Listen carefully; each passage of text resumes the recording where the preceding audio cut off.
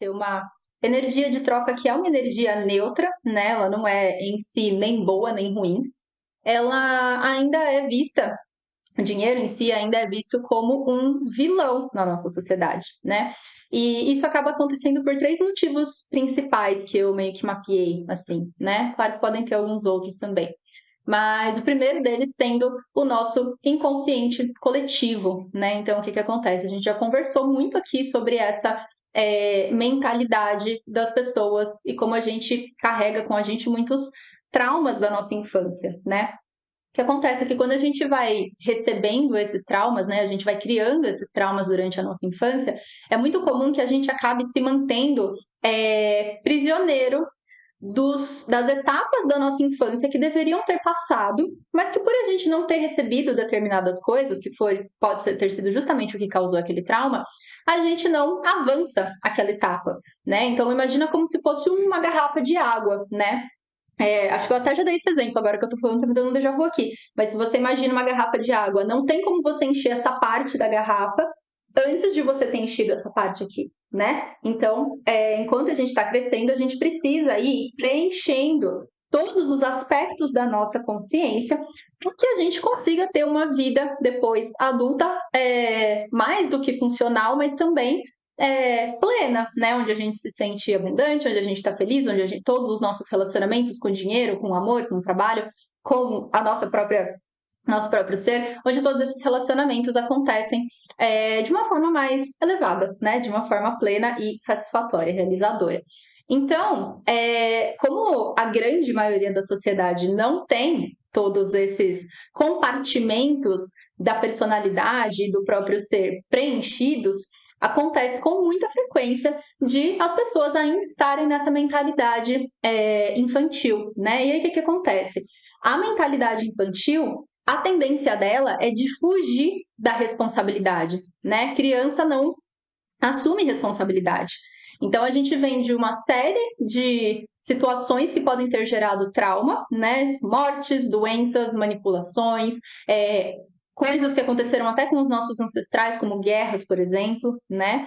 E o que acontece, né? A criança, além dela não ter essa coisa da responsabilidade, ela também tem muito essa coisa do receber, né? A criança ela não está no lugar de dar, ela está no lugar de receber. Então, se essa pessoa acredita que a falta de dinheiro é um problema para ela, e obviamente, né, que é um problema para todo mundo a falta de dinheiro, mas quando ela não assume a responsabilidade disso, ou seja, ela fala, não, então eu vou resolver essa falta, acaba que essa responsabilidade ela acaba tendo que ser passada para alguém, né? Essa culpa acaba tendo que ser passada para alguém. Geralmente, essa culpa acaba sendo atribuída ao dinheiro, né? Ou pessoa que tem muito dinheiro e que não está dando para ela, né? Porque a criança tem muito essa coisa do receber, né? Sem a necessidade de fazer nada em troca.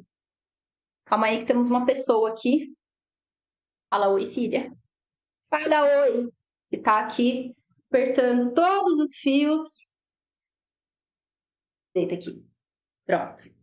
Doris também participa das sessões, gente. Outro ponto bem importante, né, que a gente vê, assim, um segundo ponto que acaba trazendo essa ideia do vilão para o dinheiro, é a questão das religiões, né? Então, durante muito tempo, as religiões acabaram tendo interpretações muito distorcidas em relação ao dinheiro, né? Interpretações distorcidas ou, acredito eu, e me perdoe se você tiver alguma religião muito rígida em relação a isso, né? Ou se você tiver a sua mente muito firme em relação a isso, mas eu acredito sim que, não que a religião inteira, mas que algumas pessoas no passado poderiam ter intenções deturpadas em relação ao dinheiro, né? Em relação a fazer com que as pessoas se sintam culpadas por ter muito dinheiro e, claro, que isso acabaria aumentando ali a contribuição que essas pessoas dariam para a igreja, né?